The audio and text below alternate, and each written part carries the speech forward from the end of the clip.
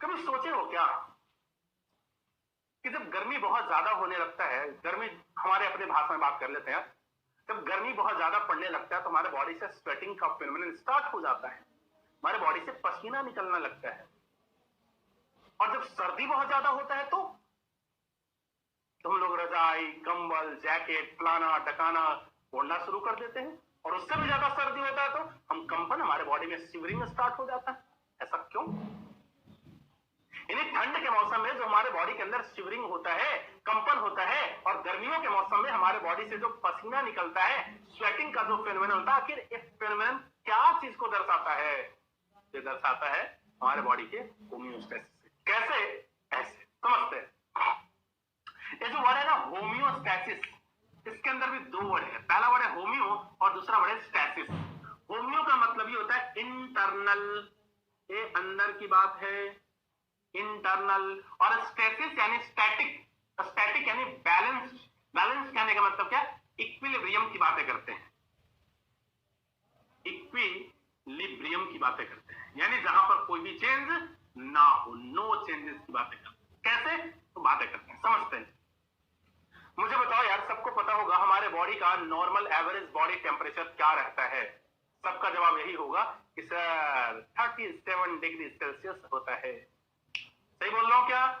हमारे बॉडी का normal average temperature क्या होता है? सबको पता है 37 डिग्री सेल्सियस होता है। और फ़ारेनहाइट में कितना होता है? तो 97.6 डिग्री फ़ारेनहाइट के आसपास होता है। ये नॉर्मल है। मुझे ईमानदारी से बताना, क्या ये टेम्परेचर हमेशा हमारे बॉडी में मेंटेन होना चाहिए? सबका जवाब होगा हाँ। किसी भी कीमत पर हर हाल में टेम्परेचर तो 37 ही होना चाहिए, टेम्परेचर तो 97.6 डिग्री फ़ारेनहाइट ही होना चाहिए। लेकिन कई ऐसा कंडीशन आता है जहां पर हमारे बॉडी टेम्परेचर या तो इंक्रीज कर जाता है और या तो बॉडी टेम्परेचर डिक्रीज कर जाता है। कोरोना, अरे थोड़ा मैं इधर उधर की बातें करूंगी, आपको मजा आएगा। जो मैं बातें करने जा रहा हूं, आपको बीइंग अ बायोलॉजी स्टूडेंट और बीइंग अ डॉक्टर आपको लगेगा हाँ यार ये बात जानना बहुत जरूरी था। बोलो, बातें करो, आपका परमिशन हो तभी बातें करूंगा, अन्यथा मैं सब्जेक्ट के ऊपर कंसंट्रेटेड रहूंगा। बोलो, करूं इधर उधर की थोड़ी बहुत बातें? नहीं, परमिशन नहीं दे रहे हो आप लोग। ना ना ना, ये दो चार बच्चे से थोड़ी मानूंगा मैं बहुत नखरे वाला मास्टर हूं। करूं? वाकई में करूं? वाकई में करूं। हम लोग एक्चुअली में जब भी हमारे बॉडी में फीवर आता है तो हम लोग क्या करते हैं? अरे यार बीमार हो गए, फीवर आ गया, ऐसे बोलते हैं ना। हमारी घर की भाषा तो यही है ना कि अरे यार फीवर आ गया, हम बीमार हैं, फीवर आ गया। स्कूल के टाइम पर तो एक एप्लीकेशन जो लिखते थे बचपन में, टू द प्रिंसिपल, फलाना school, address, subject regarding one day leave, respected sir madam, with most humbly and respectfully. है ना? और कोई रेस्पेक्ट नहीं था टीचर के लिए, बाद में गालियां परोसते थे तुम लोग स्कूल के टीचरों को, है ना? हम्बल, अरे भैया ये शब्द बेकार है, शर्मा रहा होगा, है ना? With most humble and respectfully I beg to say that I was suffering from fever, है ना? ऐसे करके एप्लीकेशन लिखते थे। शब्द बेकार थे, शब्द सब बकवास थे। मैं जो बोलना चाहता हूँ, एक्चुअली जब हम फीवर हमारे बॉडी में आता है तो हम लोग समझते हैं कि हम बीमार हैं। आपको बताऊं, फीवर आना हमारे लिए बहुत अच्छा संकेत है। क्या बोल रहा हूं? फीवर आना हमारे बॉडी के लिए, हमारे लिए बहुत अच्छा संकेत, इंडिकेशन है। आपको पता है फीवर कब आता है? फीवर कभी कोई बीमारी नहीं है। फीवर आपको ये बताना चाहता है कि आपकी बॉडी के अंदर कुछ गड़बड़ियां चल रहा है, और उस गड़बड़ी में फीवर आकर के आपके बॉडी के इंटरनल ऑर्गन्स को, इंटरनल मैकेनिज्म को बचा करके रख रहा है। मैं एक बात एक्सप्लेन करता हूं।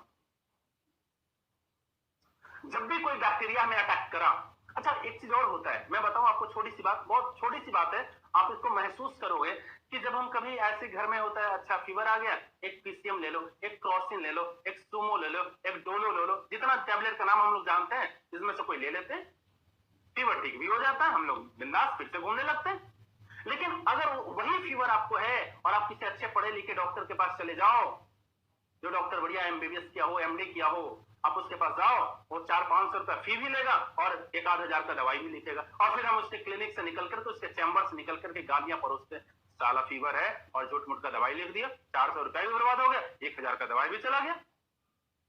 देखो सामाजिक सत्य यही है जो मैं बोलता हूँ, हाँ मैं बिल्कुल स्ट्रेट फॉरवर्ड बोलता हूँ, जो समाज में चलता है, जो समाज में बातें चलता है, मैं वही बातें आपके सामने ला करके परोसता हूँ। लेकिन भैया जो एमबीबीएस एमडी किया हुआ था, तो चूंकि पढ़ा लिखा डॉक्टर था, उसको पता था कि आपकी बॉडी में फीवर आया है, तो फीवर किस कारण आया होगा? हो सकता है कोई वायरस आपको अटैक कर रहा होगा, हो सकता है कोई बैक्टीरिया आपको अटैक कर रहा होगा, हो सकता है बॉडी के अंदर कुछ चेंजेस आया होगा। तो डॉक्टर सिर्फ पीसीएम नहीं लिखता, डॉक्टर सिर्फ क्रोसिन नहीं लिखता, उसके साथ 1-2 टैबलेट 3 टैबलेट और लिखता है। वो टैबलेट क्या होता है? एंटीबैक्टीरियल, एंटीवायरल, जिसे बोलते हैं एंटीबायोटिक, जिसे बोलते हैं एंटी यानी अगेंस्ट, बायोटिक यानी लिविंग ऑर्गेनिज्म। लिविंग ऑर्गेनिज्म में कौन परेशान करेगा? या तो बैक्टीरिया, या तो वायरस, या और कोई भी छोटे ऑर्गेनिज्म। यानी उन छोटे ऑर्गेनिज्म जो हमें नुकसान पहुंचाने जा रहे थे, हम उसके खिलाफ भी डॉक्टर दवाई लिखता है, जिसे हम लोग कॉमनली आज की डेट में क्या बोलते हैं? एंटीबायोटिक। इसलिए हमें ध्यान रखना है कि जब भी हमारे बॉडी में फीवर जैसा सिम्टम्स आ रहा है, तो समझ लेना हमारे बॉडी के लिए एक शुभ संकेत है कि हमारे स्वास्थ्य में कुछ गड़बड़ियां चल रहा है, आपको बेटा ठीक करना है। फीवर को ठीक नहीं करना है, जो गड़बड़ी चल रहा है उसको ठीक करना है। लेकिन 99% जो हिंदुस्तानी है ना, हर हिंदुस्तानी अपने आप में डॉक्टर होता है, वो बीमारी को ठीक नहीं करता, वो अपने फीवर को ठीक करता है कि भैया फीवर जल्दी से खत्म होना चाहिए। पता चला बीमारी तो रह गया और फीवर कम हो गया, हमारे बॉडी टेम्परेचर तो उतर गया, और जो बीमारी था वो अंदर ही अंदर फैलता गया। बाद में कुछ बड़ा बीमारी के रूप में हमारे बॉडी में आता है और हमें लगता है यार ये तो बड़ा हो गया। ध्यान रहे ये चीज। कुल मिलाकर के मैं जो टॉपिक पर था, टॉपिक होम्योस्टेसिस, यानी कुल मिलाकर के हर कीमत पर, किसी भी कीमत पर हमारा बॉडी का जो इंटरनल टेम्परेचर है वो हमेशा इक्विलिब्रियम कंडीशन में ही रहना चाहिए। हर कंडीशन में हमारा इंटरनल बॉडी टेम्परेचर कितना होना चाहिए? 37 डिग्री सेल्सियस होना चाहिए। हर कंडीशन में हमारा बॉडी टेम्परेचर कितना होना चाहिए? 37 डिग्री सेल्सियस होना चाहिए। लेकिन होता क्या है, सुनना और समझना, होता क्या है कि गर्मी के मौसम में, अभी जो मौसम चल रहा है, गर्मी का मौसम में बाहर का टेम्परेचर कितना होता है? 45 degree Celsius, 40 degree Celsius, 47 degree Celsius, 42 degree Celsius होता है ना।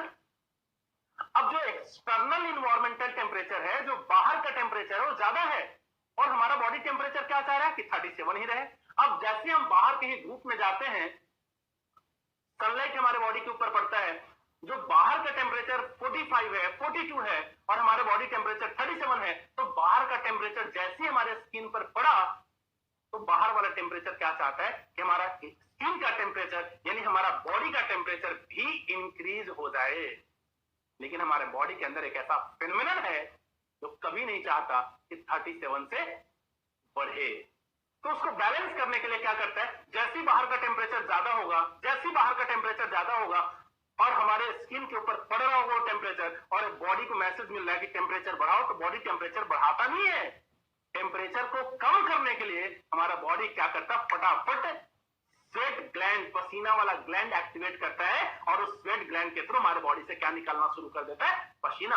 और ये पसीना क्या है? पानी ही तो है। और पानी क्या कर रहा है? तो हमारे बॉडी के टेम्परेचर को रेगुलेट कर रहा है। यानी जो बॉडी का टेम्परेचर इंक्रीज होने जा रहा था, उसको वापस 37 डिग्री सेल्सियस पर ला करके मेंटेन कर देता है। यानी ये पसीना ऐसी नहीं होता। हाँ, कईयों को लगता है पसीना बड़ा गंदा सा चीज है। पसीना काम का चीज है, काम का चीज है। और दैट इज वाई जो स्वेटिंग का फिनोमेनन है, जो पसीना निकलने का फिनोमेनन है, उस फिनोमेनन को हम लोग बोलते हैं natural refrigerator of our body. घर में जो फ्रिज है, घर में जो रेफ्रिजरेटर है, वो काम क्या कर रहा है? यही तो काम कर रहा है, तो ये सामान को ठंडा कर रहा है। और हमारे बॉडी का जो पसीना है वो क्या कर रहा है? यही तो कर रहा है कि बॉडी का जो टेम्परेचर इंक्रीज होने जा रहा था, उसको वापस डिक्रीज कर दिया, यानी बॉडी के टेम्परेचर को उस टेम्परेचर के मुकाबले कम कर दिया, यानी ठंडा कर दिया। दैट इज वाई स्वेट्स को हम लोग क्या बोलते हैं? Natural refrigerator. ये बात तो गर्मी के सीजन वाली हो गया। चल सर्दी में क्या होता है? तो भाई सर्दी में थोड़ा बहुत